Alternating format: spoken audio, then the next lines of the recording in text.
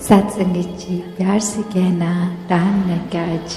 ये एक आइडेंटिटी, ये सत्य जो हमेशा से सच था और सच रहेगा, आज भी सच है, जो समय के साथ बदलता नहीं, जो परिस्थितियों के साथ बढ़ता घटता नहीं, इसकी कोई शुरुआत नहीं, इसका कोई अंत नहीं।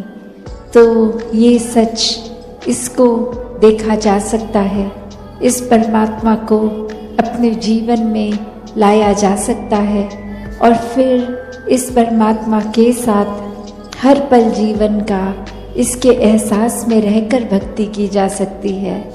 तो ये एक भाव मन के भक्तों के हमेशा से जो रहे कि कोई भी इस संसार में इंसान है तो ये आत्मा उस इंसान की पीड़ित है और इस आत्मा को एक आनंद सुकून मिलना है तो परमात्मा के साथ मिलकर ही ये आत्मा निराकार की अंश जब अपने परम स्रोत में जाएगी तो ही एक तत्व एक इस्टेब्लिश होगा और ये एकमिक वाली अवस्था, ये एक हो जाने वाली अवस्था। और कैसे फिर हर समय भक्तों ने यही अपने आप को महसूस किया कि परमात्मा और उनकी रूह एक हो गई है और वो ही आनंदमय भक्ति भरा जीवन जीते हैं। फिर ये शारीरिक रूप तक ही या फिर कोई शरीर की पीड़ा, कोई धन दौलत, इससे भक्तों ने कभी भी अपने आप को एक जोड़ा नहीं। महलों में रहने वाले भी भक्त भक्त हैं, झोपड़ी में रहने वाले भी भक्त भक्त हैं। कभी भी एक अवस्था सिर्फ भक्ति की धन दौलत से तुलना नहीं की जा सकती उसकी, क्योंकि एक मन की अवस्था है। ये तो परमात्मा पे विश्वास, परमात्मा के एहसास से जुड़ी हुई अवस्था है। इसकी आर्थिक स्थिति से कोई इसका लेना देना नहीं है। तो ये धन दौलत, ये घर परिवार, ये रिश्तेदार, ये तो जीवन में जो जुड़े हैं हमारे साथ, तो इस शरीर की जब तक ये सांसों की यात्रा है तब तक ही ये सब है। और ये जो असली नाता जिससे जुड़ा है इस आत्मा का, ये परमात्मा के साथ, ये एक इटर्नल रिश्ता है, ये हमेशा के लिए रहने वाला रिश्ता है। ऐसे ही अगर हम एक कोई धर्म ग्रंथ खोल के देखें तो बात यही समझाई जाती है कि 84 लाख योनियों के बाद मनुष्य जन्म मिला है और ये आत्मा हर बार शरीर बदल बदल के अपने ही शरीर में इतनी कंफ्यूज होकर उसी को सच मान लेती है और इंसानी जन्म में भी फिर ये मायावी रूप जो भी आंख देखती है उसको सच मानकर एक अपने जीवन को फिर इन कार्यों की ओर ही इतना ज़्यादा व्यस्त कर लेते हैं कि परमात्मा के लिए फिर मन को समय नहीं मिलता। और अगर हम वाकई ही हर दुनियावी चीज़ से जुड़ते जाएंगे तो फिर ये उतार चढ़ाव बना रहेगा, ये मन में सुकूनदायक नहीं होगी, क्योंकि कोई चीज़ किसी समय के लिए तो सुख देती है, फिर वही चीज़ एक दुख का कारण बन जाती है। तो कैसे हर समय का अगर सुख चाहिए तो फिर ये परिस्थिति से जुड़े ना जुड़े, पर ये परमात्मा की ओर जिन्होंने अपना मुख रखा, विश्वास रखा, वो हर परिस्थिति से बहुत ही सहजता से सुकून में निकल जाते हैं। जैसे ये जगह का नाम भी शांतिपुर है, तो शांति कैसी शांति? ऐसी शांति जो पल भर में है, पल में नहीं है, या हमेशा के लिए चैन सुकून वाली शांति। तो संतों ने एक बहुत ही सरल रास्ता बताया है हमेशा के लिए शांति प्राप्त करने का, और वो यही है कि परमात्मा से जुड़ो, परमात्मा के एहसास में अपनी सोच को रखो, ये दिल में परमात्मा को इस तरह बसा लो कि हर समय ही कोई काम करते हुए ये परमात्मा की याद मन में बसी रहे, इसी के एहसास में हर काम करते रहे। तो कैसे फिर हमेशा रहने वाली शांति से जब जुड़ेंगे, स्थिर के साथ जुड़ेंगे, तो मन भी स्थिर हो जाएगा, मन भी विशाल हो जाएगा। और ये शांति फिर वही अवस्था, जैसे अक्सर आप सभी ने गौतम बुद्ध जी की वो कहानी बहुत बार सुनी कि कोई व्यक्ति आता था और उनके ऊपर थूक के चले जाता था, और उनके मन की शांति, ये उनके मन में टॉलरेंस इतनी कि वो अपनी अंदर से अवस्था को बिगड़ने नहीं देते थे। वो चाहे कितनी बार आके ऐसा कर जाता और उसी तरह इस परमात्मा के एहसास में मगन रहते थे। फिर वो एक शरीर का भी कोई कष्ट नहीं, उनके एक परेशानी भी उसमें नहीं झलकती थी, ना वो कोई कठोर वचन उस व्यक्ति को बोलते थे। और कैसे फिर एक दिन अपनी गलती का एहसास करके वो व्यक्ति जब उनसे माफ़ी मांगने आता है तो भी उनके स्वभाव में कोई फर्क नहीं। जैसे जब वो थूकता था उन पे तो उसके साथ पेश आते थे, माफ़ी मांगने पर भी उसी तरह आए। तो संत तो ऐसे एक किसी भी अवस्था से जुड़ते नहीं हैं, एक दुख सुख से ऊपर आनंद की अवस्था में रहते हैं। फिर कोई अच्छी बात बोल रहा है, उन्हें बुरा बोल रहा है, कोई अच्छा एक व्यवहार रख रहा है उनके प्रति या नहीं रख रहा, वो उन चीज़ों से नहीं जुड़ते। ये एक आनंद की शांति की अवस्था ये अचीव कर लेते हैं संत। और यही अवस्था हम सबके भी हिस्से आई है, क्योंकि ये जन्म इंसानी रूप में हम सभी को मिला है। और ऐसा करने के लिए ये अपॉर्चुनिटी है, ये हमें समय इस परमात्मा ने दिया है कि इंसान के शरीर में आए हैं तो वाकई ही इंसान बने। और जब पूरी तरह से इंसान बनने का मतलब यही कि परमात्मा की अंश हैं हम, परमात्मा का ही रूप है, तो पूरी तरह एक परमात्मा बन के जिएं। तो कैसे हर किसी में वो पोटेंशियल है, every soul is potentially divine, कि वो एक अपना दैवीय रूप हर किसी का जो है उसको इंसानी जन्म में जिया जा सकता है और पूर्णता से खुद को इस परमात्मा के साथ जोड़ा जा सकता है। तो अगर ये इंसानी जन्म हम व्यर्थ कर देंगे, हर समय यही सोचेंगे कि अभी बाल अवस्था है, पढ़ने लिखने खेलने की उम्र है, या फिर नौजवानी में कोई और जिम्मेवारी काम है, या फिर बुढ़ापे में करेंगे भक्ति, तो बात वही कि किसी को नहीं पता कि हमने कब इस संसार से रुखसत हो जाना है। तो बात वही कि एक समय की इंतज़ार न करें, भक्ति अभी से आज से शुरू करी जा सकती है। इस परमात्मा से जितना गहरा नाता बनाएंगे, हमारे सारे सांसारिक कार्य, सब जिम्मेवारियां वो भी बहुत ही सहजता से स्वाभाविक रूप से निभ जाएंगी, एक उसको अच्छे से निभा लेंगे। और प्राथमिकता फिर भी परमात्मा अगर है तो, वरना तो ये जिम्मेवारियां निभाते निभाते वो जिम्मेवारियों को हम बोझ भी समझ लेते हैं। ये भूल जाते हैं कि ये जिम्मेवारियां, ये परिवार, ये भी तो परमात्मा का ही आशीर्वाद है। जब हम उस इक्वेशन से परमात्मा को निकाल लेंगे तो सब बोझ लगता है। कभी कभी तो मानसिक तनाव भी ऐसा आ जाता है कि हम खुद को ही बोझ अपने ऊपर समझ लेते हैं। तो वही बात संतों ने हमेशा समझाई, आज भी समझाते हैं कि जितना इस निराकार से, इस परमात्मा से जुड़ेंगे, इसको हर समय पहले ब्रह्म ज्ञान द्वारा इसको देखकर फिर इसमें विश्वास होगा और फिर इस परमात्मा से प्यार होगा और फिर ये प्रेमा भक्ति का जीवन, इस तरह एकत्व का जीवन बन जाएगा आत्मा परमात्मा का, कि सिर्फ फिर ये रूह और निराकार का रिश्ता नहीं, ये तो निराकार हर किसी में है, कण कण में है पूरे ब्रह्मांड के। तो हर एक इंसान से बिना भेदभाव एक प्यार होता चला जाएगा, क्योंकि एक इंसान जब खुद ही प्रेम बन गया है तो प्रेम ही बांटता है। तो कैसे हर किसी ने जहाँ अपने जीवन में प्रेम को अपनाना है, पहले खुद बनकर प्रेम ही बांटना है। फिर ये किसी के प्रति इंसान नफरत कर ही नहीं सकता, क्योंकि सभी में परमात्मा है और ये नज़र आएगा। तो कैसे ये परमात्मा को हर समय देखते हुए इंसानी जन्म में ही ये भक्ति की जाए।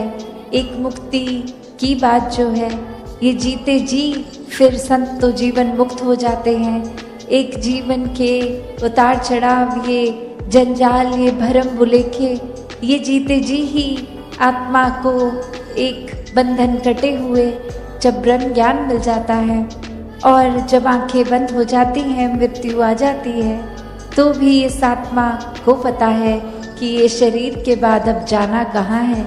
इस परमात्मा में जो जीते जी एकमिक है, वही मृत्यु के बाद भी अपना असली घर ये परमात्मा को पहचानता है, इस परमात्मा में एक हो जाता है। और इसी तरह हर किसी के हिस्से ये मुक्ति का हकदार हर कोई बन सकता है इस इंसानी जन्म में। तो संतों ने हमेशा जगाया है कि सो रहे हैं, दुनिया में कहीं खो गए हैं, तो अब जाग जाएं, इस परमात्मा से रूबरू हो जाएं, इस निराकार को जान लें, इसमें एक तरह से घुल जाएं, तो ही जीवन में फिर जहाँ वास्तविकता में परम इंसान भी बनेंगे, पूर्णता से मानवीय गुणों को अपनाएंगे, वहीं एक मुक्ति के हकदार भी होंगे। तो संतों ने सेवा, सुमिरन, सत्संग के पहलू को समझाते हुए कहा है कि संतों का संग करेंगे तो संतमति अपनाएंगे, फिर एक दिमाग, दिल गलत रास्ते नहीं जाता। फिर वही संत जो खुद परमात्मा से जुड़े हैं, वो तो फिर एक सच का रास्ता ही दिखाएंगे, जीने का सही तरीका ही समझाएंगे।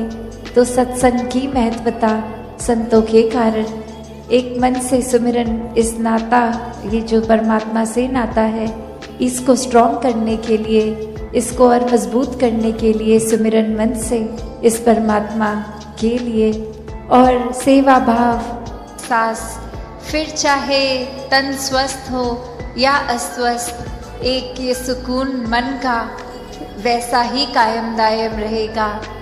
तो ऐसा जीवन संतों ने समझाया है कि ऐसा जीवन जीना एक पॉसिबल है, हर एक के लिए ऐसा जीवन जीना एक मुनासिब है।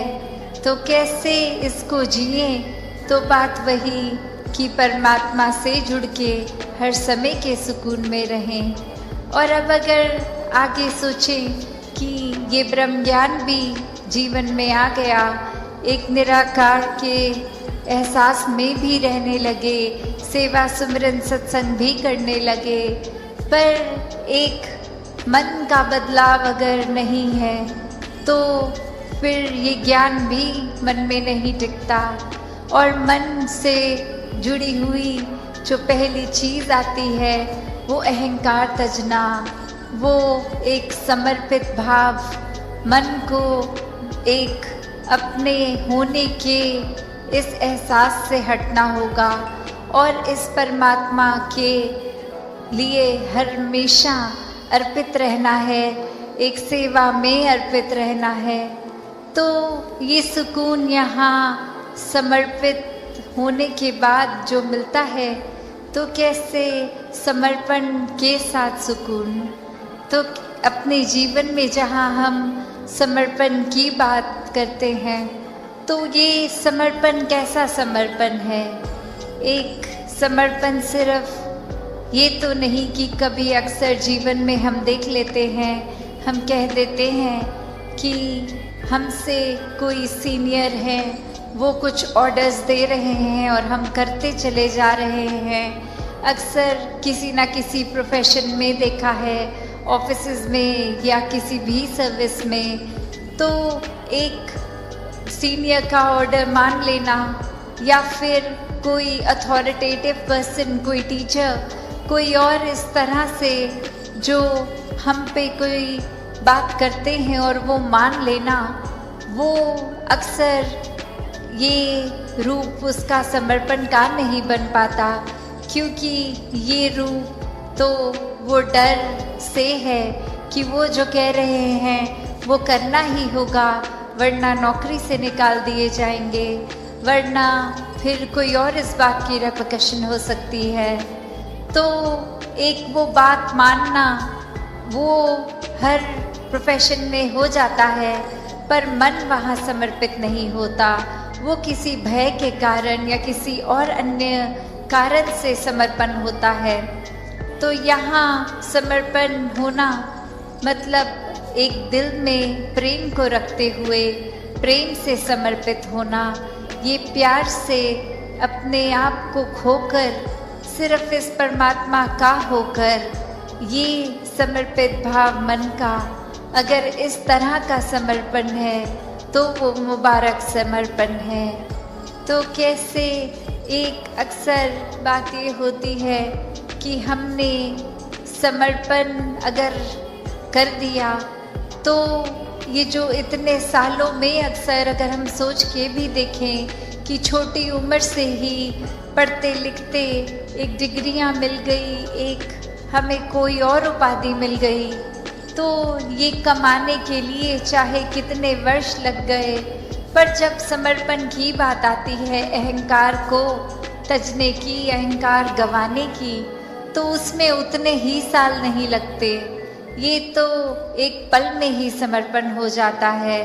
जैसे ही ये मन समझ लेता है कि ये शरीर में नहीं हूँ, ये आत्मा का असली रूप परमात्मा है और शरीर ने तो अपनी यात्रा कुछ सालों में करके इसका एक विनाश हो जाना है, तो कैसे ये समर्पित जीवन जिया जाए जब तक जीवन है। तो बात वही एक कहानी के साथ तासतनी रखना चाहेगी कि एक बार एक गुरु के पास शिष्य आता है जो काफ़ी सालों के बाद, और आते ही अपने गुरु के आगे 1000 सोने की गिनियाँ दे देता है और ये कहता है कि इतने वर्ष मैंने काम काज किया और बात मन में यही आती रही कि आपके सामने आशीर्वाद लेंगे जब 1000 गिनियाँ पूरी हो जाएंगी, और आज ये बोरी भर के आपके पास ये समर्पित करने के लिए आए हैं और आप इसको कबूल कीजिए। वही वो गुरु वो लेकर सामान अपने शिष्य से कहता है कि ठीक है, तुमने ये दी, मैंने स्वीकार करी, और अब ये जो सामने नदी बह रही है, सारी की सारी ये गिनियाँ उस पानी में बहा दो। और अब वो शिष्य के मन में सवाल कि क्या ये एक क्या ही बात हुई, इतनी मेहनत जो करी कि गुरु को देंगे और अब वो दे भी दिया, तो उसके बाद वो इसको अपने पास नहीं रख रहे हैं, वो इसको नदी में बहाने को कह रहे हैं। तो वही वो सवाल कि क्या फिर वो समर्पण था कि अगर एक क्या होगा अब उस वस्तु का, जिस तरह हम देना चाह रहे थे वो उस तरह अपनाई नहीं गई, उसको साथ तो कुछ और ही करने को कह दिया। तो वही ये ख्याल जहाँ उस शिष्य को आया और फिर वो अपने मन पे किसी तरह काबू करके, क्योंकि अब गुरु ने कहा था तो वो फॉलो करने के लिए किसी भी सोच विचार के साथ चला तो गया नदी किनारे कि ठीक है, अब कहा है तो ऐसा ही करना होगा। और वहीं काफ़ी देर हो गई और अब गुरु भी इंतज़ार कर रहा है कि ये इतनी देर से लौट के नहीं आया, इतनी देर क्यों लग रही है वो उसको वो सिक्के नदी में बहाने के लिए। तो फिर वो गुरु ही खुद उस नदी किनारे जाते हैं और क्या देखते हैं कि वो शिष्य एक एक करके सिक्के को फेंक रहा है, जिसकी वजह से वो बहुत ही देर लग रही है। वो एक बात फिर गुरु समझाते हैं कि ये समर्पण करना है तो इतनी देर क्यों लग रही है? समर्पण तो एक साथ ही किया जा सकता है। पूरी की बोरी को एक साथ ही नदी में बहाया जा सकता था, तो एक एक करके क्यों, इतनी देर लगा के क्यों? तो ये कहानी में तो ये मन की अवस्था ही है कि हम किस तरह एक अपने मन को इस तरह मान लेते हैं कि कोई अटैचमेंट हो गई, कोई और कारण से अगर ये लगा कि कुछ वस्तुएं इकट्ठी हो गई हैं, कोई उपाधियां मिल गई हैं, या कहीं अपने मोहल्ले में, अपने दायरे में बहुत नाम कमा लिया है, एक हमारा कुछ औहदा, कुछ रिस्पेक्ट बन गई है, एक तरह के हम सेलिब्रिटी बन गए हैं, कुछ 2-4 लोग हमें जान गए हैं, तो ये एक इम्पॉर्टेंट होने का अहंकार या कोई और तरह का अहंकार ये मन में घर कर लेता है। तो ये सारी चीज़ें सिर्फ इस्तेमाल के लिए। सत्संगत जी, प्यार से कहना धन निरंकार जी। सत्संगत जी, गुरु की ताकत। आशा करता हूँ सत्संगत जी, निरंकार की कृपा से आप सभी अच्छे होंगे, स्वस्थ होंगे। सत्संगत जी, आप जी के चरणों में बहुत ही सुंदर प्रेरणादायक कहानी विचार, जिसका विषय है गुरु की ताकत। तो आइए सत्संगत जी जानते हैं इस प्रेरणादायक कहानी के माध्यम से। सत्संगत जी, गुरु की ताकत क्या है? क्या होती है गुरु की ताकत? यह प्रश्न सिर्फ जिज्ञासा नहीं, आत्मा की एक पुकार है। जीवन में जब हम भटकते हैं, दुखों से टूटते हैं और सत्य को समझने में असमर्थ होते हैं, तब एक गुरु ही होता है जो हमें अंधकार से प्रकाश की ओर ले जाता है। सत्संगत जी, गुरु सिर्फ ज्ञान नहीं देता, वह दृष्टि देता है। वह केवल किताबें नहीं पढ़ाता, जीवन की सच्चाई सिखाता है। गुरु के शब्द में ब्रह्म का तेज होता है जो शिष्य के भीतर के भ्रमों को नष्ट कर देता है। सत्संगत जी, तो आइए सत्संगत जी, आज हम आपको लेकर चलते हैं एक ऐसे ही जीवन रूपांतरण की यात्रा पर, जहां एक युवक अहंकार, पीड़ा और मोह में फंसा हुआ था, और कैसे एक सच्चे गुरु की कृपा से जीवन का अर्थ जाना।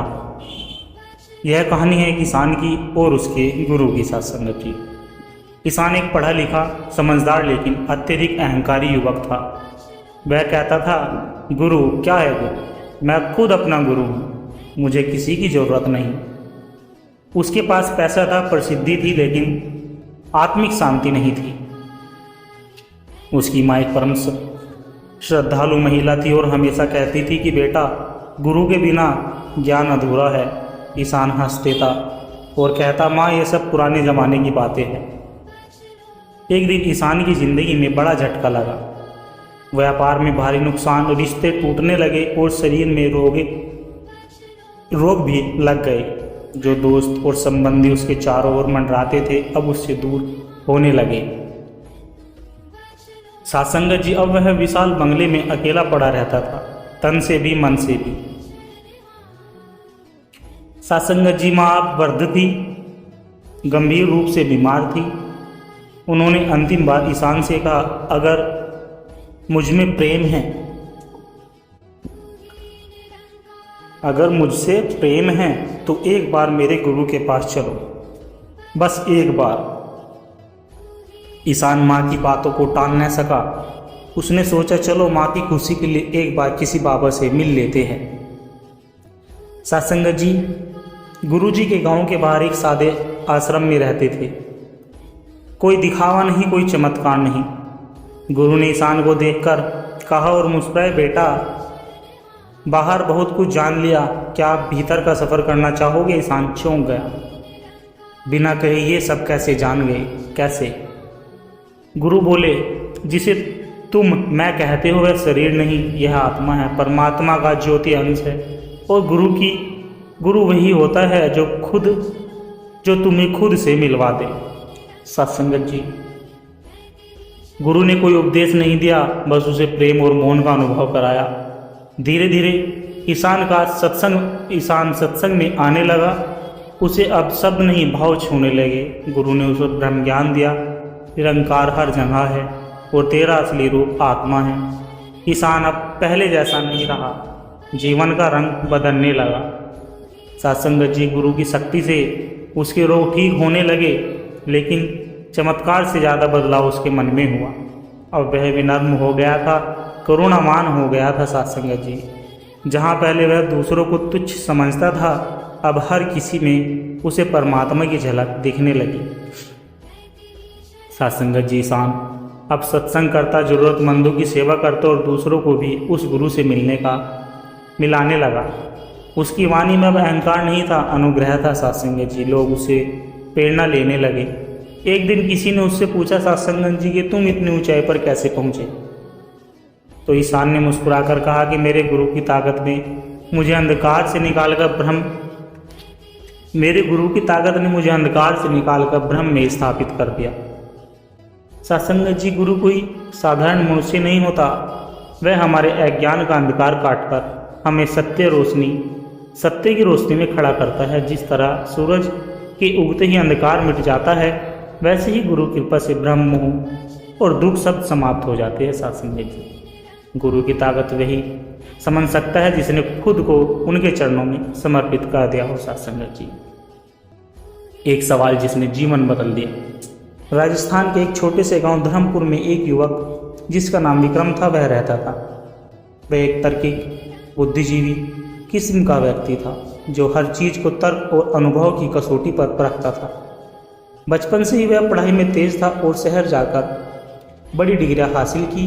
अब वह मल्टीनेशनल कंपनी में नौकरी करता था। सत्संगत जी और खूब कमाई कर रहा था, मगर एक सवाल था जो उसे हमेशा भीतर से कचोटता रहता था कि क्या यही जीवन है, क्या यही सब कुछ है? वह मन ही मन ईश्वर को मानता था और गुरु की बात उसे बेकार लगती थी। सत्संगत जी वह सोचता, अगर भगवान है तो सीधे बात क्यों नहीं करते, बीच में गुरु क्यों आते? विक्रम की जिंदगी बाहर से चमत्कार थी सत्संगत जी, लेकिन भीतर से सूनी थी। कभी कभी अकेले में बैठे बैठे उसकी आंखें भर आती थी। उसे लगता था कि जो कुछ भी वह कर रहा है वह बस एक दिनचर्या है, उसमें कोई सार नहीं। एक दिन ऑफिस में उसके सहकर्मी प्रदीप ने पूछा कि तू हर बात पर इतना सोचता क्यों है? जिंदगी को हल्का कर यार। सत्संगत जी विक्रम बोला, मैं नहीं जानता कि जिंदा क्यों हूं मैं। ये नौकरी, ये पैसे सब अधूरे लगते हैं। कोई ऐसा नहीं मिला जो असली शांति का रास्ता बताए। सत्संगत जी प्रदीप ने मुस्कुराकर कहा कि तुझे गुरु की जरूरत है। विक्रम चिढ़ गया, गुरु क्या होता है? गुरु मुझे खुद सोचने की समझ है, मुझे किसी बाबा जी के पास जाने की जरूरत नहीं।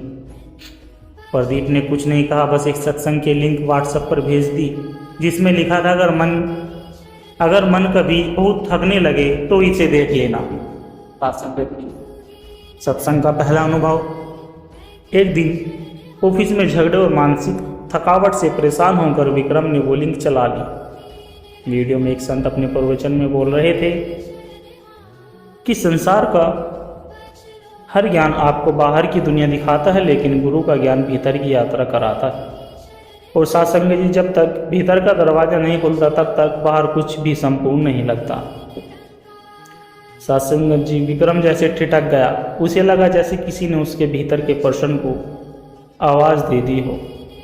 उसने उस संत का नाम खोजा जिनका नाम था संत अवधेशानंद जी, और जाना कि वह पास के शहर में सत्संग करने वाले हैं। विक्रम पहली बार किसी सत्संग में गया। वहाँ कोई अंधविश्वास नहीं, कोई चमत्कार नहीं, सिर्फ प्रेम और शांति का वातावरण था। सत्संग जी संत अवधेशानंद जी अपने प्रवचन में बोल रहे थे कि हम सब आत्मा हैं, पर आत्मा को अपने स्रोत से जुड़ने के लिए एक दर्पण चाहिए होता है, और वह दर्पण वही गुरु है। गुरु खुद कुछ नहीं करता, बस तुम्हें तुम्हारा असली रूप दिखाता है। सत्संगत जी सत्संग के बाद विक्रम ने संत जी से व्यक्तिगत रूप से मिलने की प्रार्थना की। मुलाकात में उसने पूछा कि गुरुदेव, क्या वाकई में गुरु की इतनी ताकत होती है? गुरुजी बोले, ताकत उसमें नहीं, उसके पीछे खड़े परमात्मा में होती है। पर उस शक्ति तक पहुंचने के लिए एक माध्यम चाहिए, जैसे सूरज की रोशनी को देखने के लिए आँख चाहिए गुरु को, और इसी प्रकार वह आँख गुरु है। विक्रम कुछ नहीं बोल पाया, उसकी आंखों में आंसू आ गए। सत्संगत जी, अगले महीने एक विशेष ब्रह्मज्ञान शिविर आयोजित हुआ। वहां विक्रम को ब्रह्मज्ञान मिला। निरंकार सर्वत्र है, तू आत्मा है, यह शरीर तेरा वस्त्र है। उस पल विक्रम को लगा जैसे जीवन की उलझी हुई गिरे अपने आप खुल गई। सत्संगत जब विक्रम को वही चीजें, वही ऑफिस, वही गाड़ी, वही लोग, सब में एक दिव्यता दिखाई देने लगी। पहले जो बातें बोझ लगती थी, अब वह सेवा लगने लगी। सत्संगत जी, एक बार उसी कंपनी में छटनी शुरू हुई। विक्रम का नाम भी उसी सूची में था। वह घबराया नहीं, बस एक बार गुरु के चरणों में ध्यान लगाया और कहा, अगर यही आपकी मर्जी है तो मैं स्वीकार करता हूँ मेरे मालिक।